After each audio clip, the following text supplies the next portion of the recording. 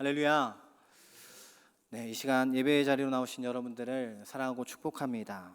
여러 가지 소식들 때문에 어려움들과 힘듦이 있지만 이 자리 가운데 하나님께서 또한 말씀하고자 하는 것들이 있으시고 또한 그 말씀을 통해서 함께 기도하기를 소망합니다.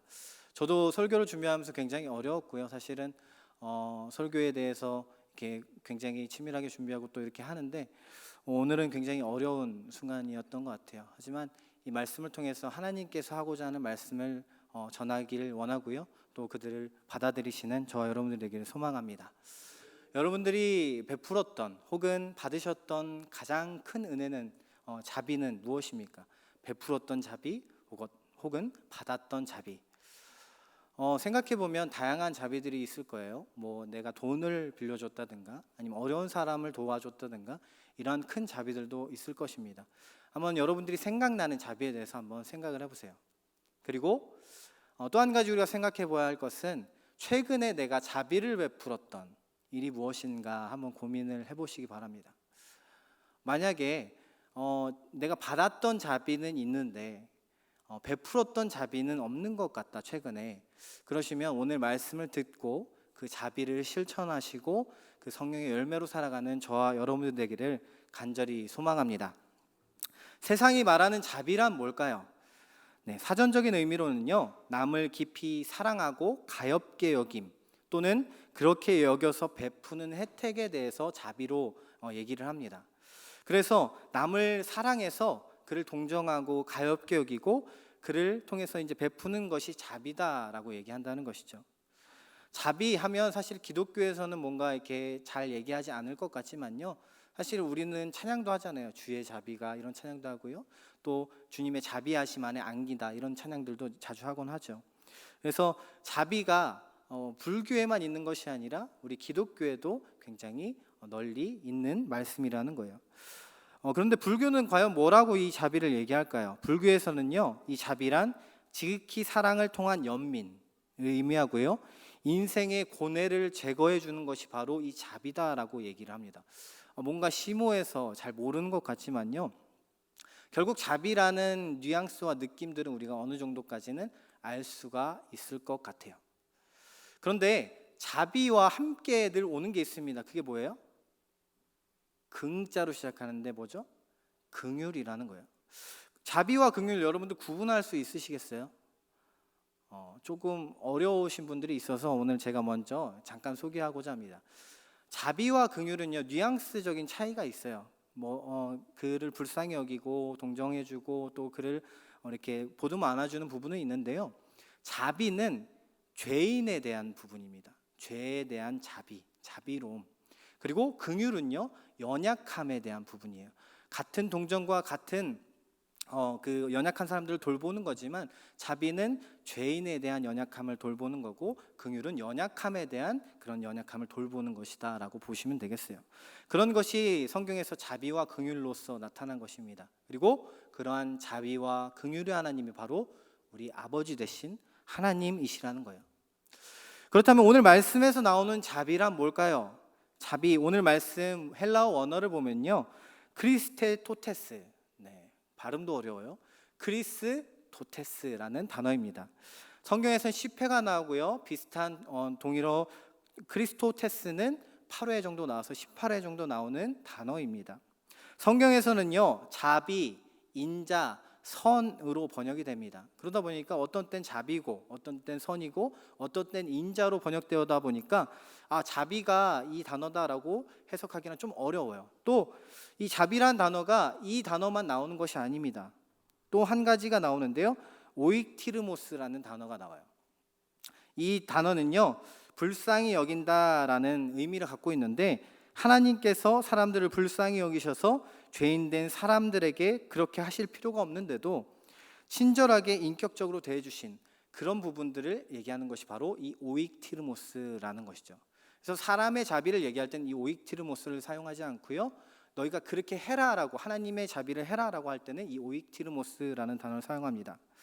그런데 오늘 말씀에서는 크리스토테스라는 단어가 사용이 되는데요, 이 말씀은 어디에서 잘 볼 수 있냐? 에베소서 2장 7절 말씀을 보면 알 수 있어요. 에베소서 2장 7절 말씀을 보면요, 그리스도 예수 안에서 우리에게 자비하심으로 그 은혜의 지극히 풍성함으로 오는 여러 세대의 풍성함을 오는 여러 세대에 나타내려 하심이라라고 할 때 자비가 바로 이 크리스토테스라는 단어가 사용되었다는 거예요. 그리고 오늘 말씀인 갈라디아서 5장 22절과 23절 말씀에도 이 말씀이 사용이 되었습니다. 그러다 보니까 자비라는 단어가 굉장히 이렇게 구분하기가 어렵습니다.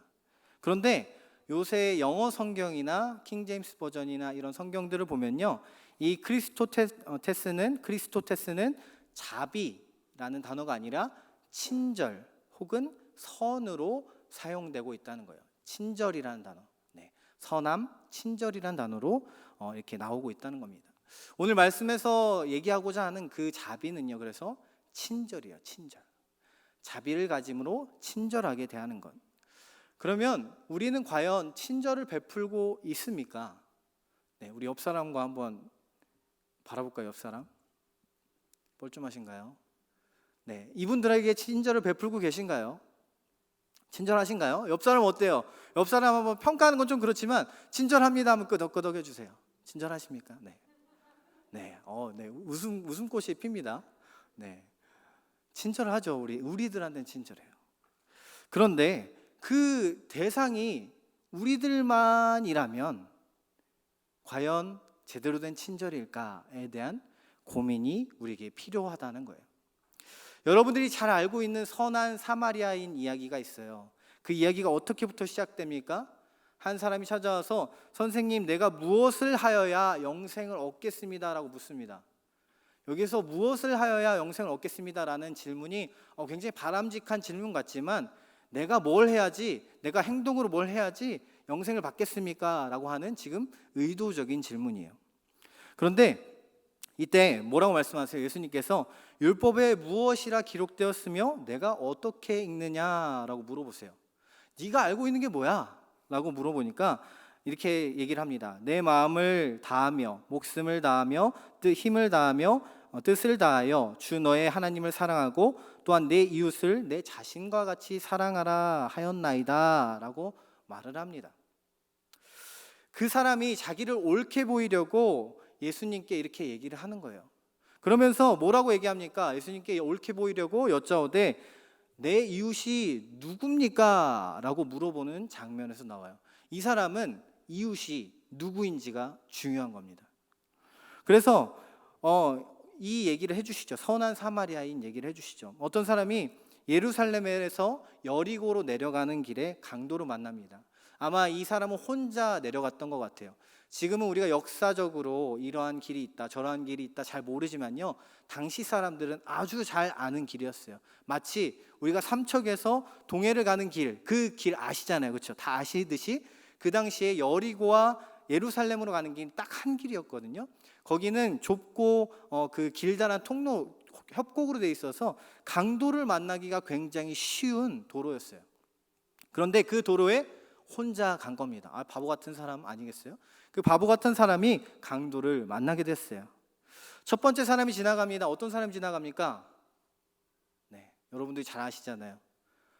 제사장이 지나가요. 지금으로 얘기하면 목사죠. 목사가 지나갑니다. 지나가는데 어떻게 할까요?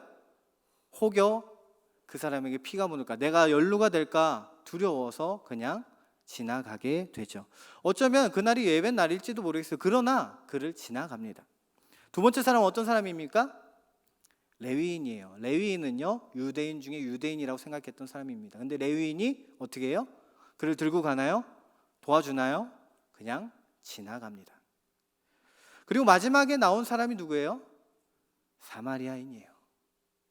아까 그 강도 만난 사람은요, 그 길에서 강도를 만났다고 보면 사실은 그 길이 어쩌면 순례길일지도 몰라요. 그러나 사마리아인은 자신을 개 취급하는 그 사람을 상처를 싸매고 포도주를 붓고요, 주막으로 데려가요. 거기서 끝나지 않습니다. 어떻게 합니까? 자기가 가진 데나리온 2를 다 줍니다. 그리고 이 사람을 잘 돌봐주라 얘기를 합니다. 거기서 끝나지 않아요. 비용이 더 들면 내가 돌아왔을 때 돈을 주겠으니까 이 사람 잘 돌봐줘, 살려줘. 그 주막에 있는 사람에게 얘기를 하는 거예요. 자, 예수님이 이 말씀하시면서 뭐라고 하십니까? 내 생각에는 이 세 사람 중에 누가 강도 만난 자의 이웃이 되겠느냐? 그때 말씀합니다. 우리 누가복음 10장 37절 말씀을 합독해 보실까요? 시작.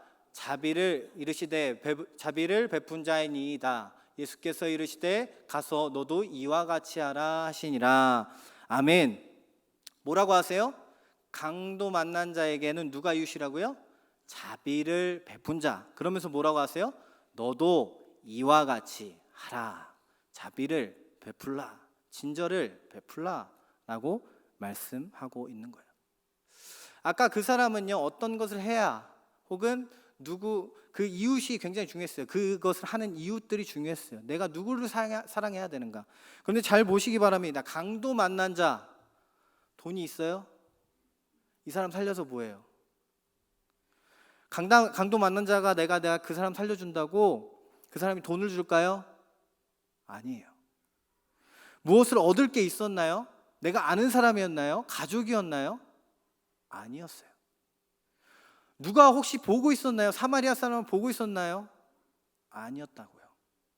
그런데 그에게 아무런 것도 바랄 것이 없지만 없는 자에게 베풀었던 그 친절, 그것이 바로 자비다라는 것입니다.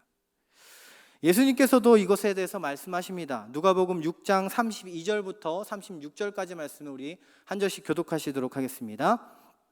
너희가 만일 너희를 사랑하는 자만을 사랑하면 칭찬받을 것이 무엇이냐? 죄인들도 사랑하는 자는 사랑하느니라.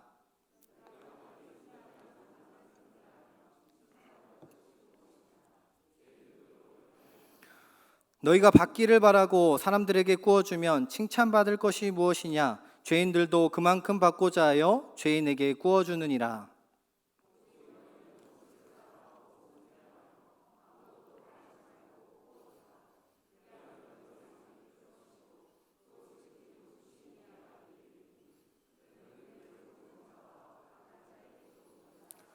우리 함께 합독하시겠습니다.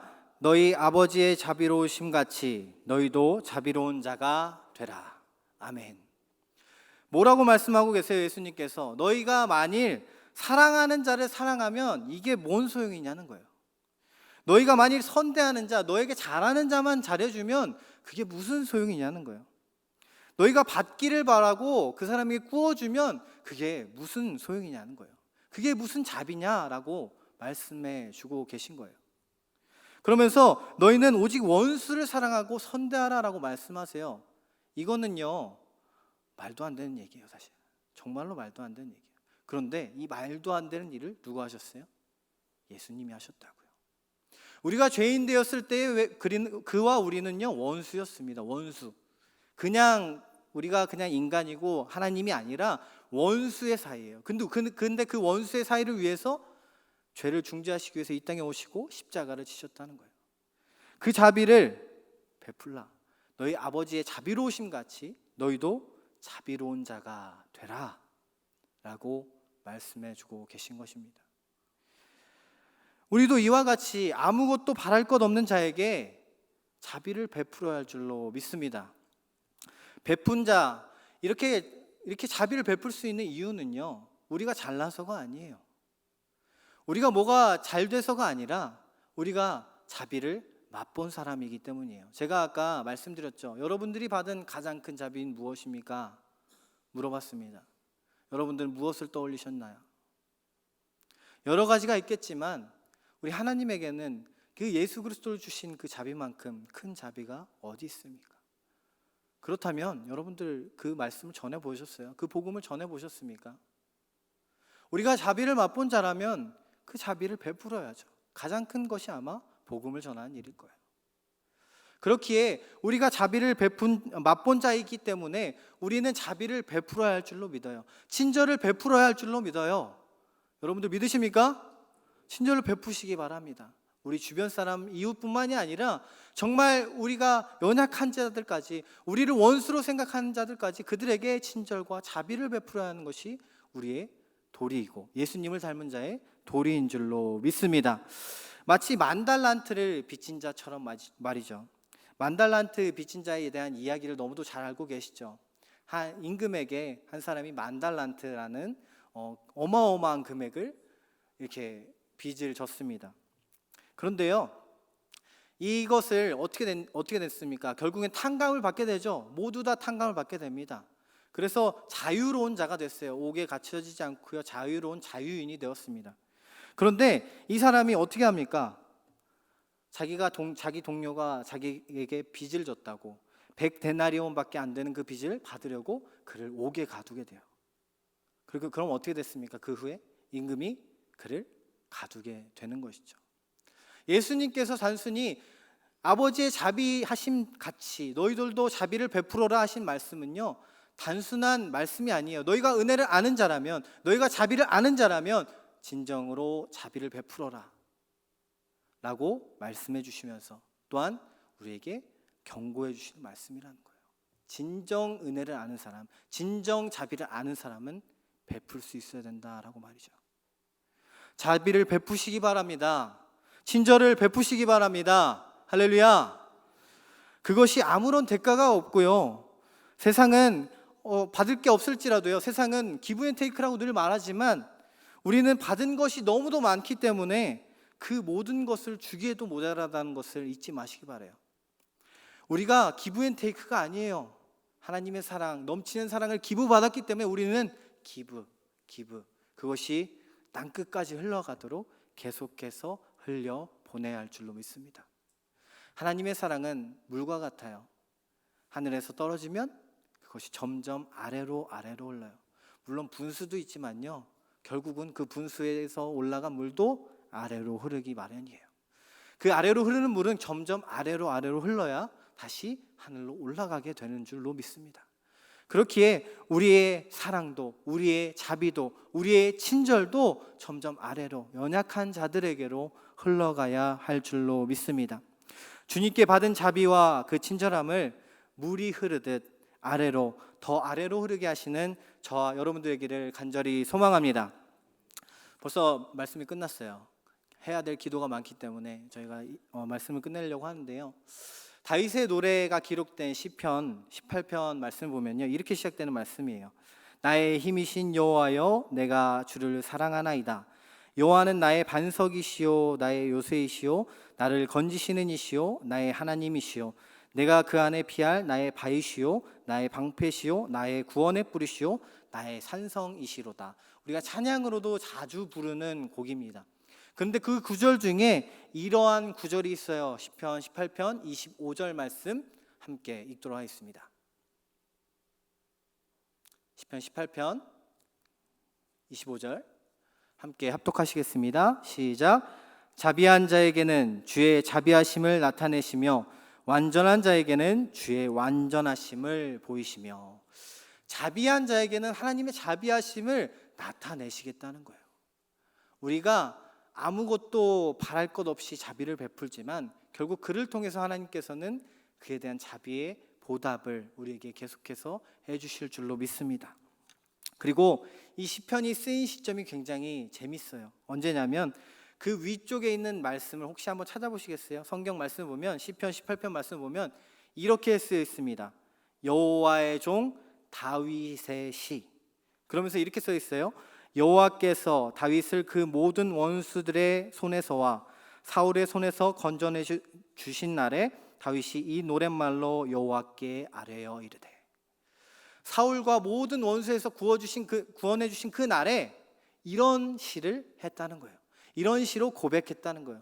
하나님, 내가 베풀었던 자비, 사울에게 베풀었던 자비, 원수들에게 베풀었던 자비대로 내게 베푸셨던 그 은혜들 다 기억하고 베풀어 주셨구나라는 것을 고백했다라는 것입니다. 저와 여러분들도 이러한 다윗과 같은 고백을 하기 원하고요, 그러한 친절과 자비로 살아가시기를 간절히 축복합니다. 그러려면 저는 이 말씀을 기억했으면 좋겠어요. 골로새서 3장 23절을 마지막으로 우리 찬양을 하며 우리 마치도록 하겠습니다. 우리 함께 읽도록 하겠습니다. 시작. 무슨 일을 하든지 마음을 다하여 주께 하듯 하고 사람에게 하듯 하지 말라. 아멘. 하나님께서 늘 보고 계시고 그 사람을 통해서 하나님께서 다 알고 계시고 보고 계신다는 사실을 잊지 마시기 바라요. 그 사람이 작은 예수님의 모습으로 온 사람이라는 것을 잊지 마시기 바라요. 그리고 정말로 무슨 일을 하든 하나님께 하듯 하는 친절을 베푸시는 저와 여러분들 되기를 간절히 소망합니다. 이 시간 우리 함께 찬양하기 원합니다. 선한 능력으로 찬양하실 텐데요, 이 찬양을 들어보면요, 우리가 자비를 베풀고 사랑을 베풀고 살아가면서도 때로는 그런 모든 일들이 부질없어 보일 때가 있어요. 왜냐하면 일어나는 일들이 보면 왜 이렇게 나에게 좋지 않지, 어렵지, 힘들지 라고 생각이 들 때가 있습니다. 그러나 제가 늘 고백하는 고백이 있어요. 하나님은 선하시기에 하나님이 하신 일도 선하십니다. 제가 그 말씀을 늘 고백합니다. 힘들 때마다 하나님께서 하신 일이시기에 하나님의 일은 선하십니다. 하나님은 선하신 분이시기 때문입니다. 내가 그렇게 보지 못할지라도 하나님의 선하신 그 능력으로 행해 주실 줄로 믿습니다. 하나님 그 선한 능력으로 일어서게 하여 주시옵소서. 날마다 고백하는 곡이에요. 이 찬양 함께 하면서 함께 이러한 마음으로 고백하기를 소망합니다. 주 선한 능력으로, 주 선한 능력으로 안으시네. 그 크신 팔로 날 붙드시네. 절망 속에도 흔들리지 않고 사랑하는 주 얼굴 구하리. 다시 한번 찬양합니다. 주 선한 능력으로, 주 선한 능력으로 안으시네. 그 크신 팔로 날 붙드시네. 절망 속에도 흔들리지 않고 사랑하는 주 얼굴 구하리. 선한 능력으로 일어서리. 주만 의지하리. 주만 의지하리. 믿음으로 우리 고대 안에 주 오실 그날 영광의 새날을 맞이하리. 이전의 괴로움 날 에워싸고 이전의 괴로움 날 에워싸고 고난의 길을 걷는다 해도 주님께 모두 맡긴 우리 영혼 끝내 승리의 날을 맞으리. 선한 능력으로, 선한 능력으로 일어서리. 주만 의지하리. 믿음으로 우리 고대 안에 주 오실 그날 영광의 새날을 맞이하리. 주님이 마신 고난에 쓴 잔을, 주님이 마신 고난에 쓴 잔을 우리도 감사하며 받으리. 주님의 남은 고난 채워가며 예수와 복음 위에 살리라. 선한 능력으로, 선한 능력으로 일어서리. 주만 의지하리. 믿음으로 우리 고대 안에 주 오실 그날 영광의 새날을 맞이하리. 선한 능력으로, 선한 능력으로 일어서리. 주만 의지하리. 믿음으로 우리 고대 안에 주 오실 날을 영광의 새 날을 맞이하리 승리의 새 날을 맞이하리 승리의 새 날을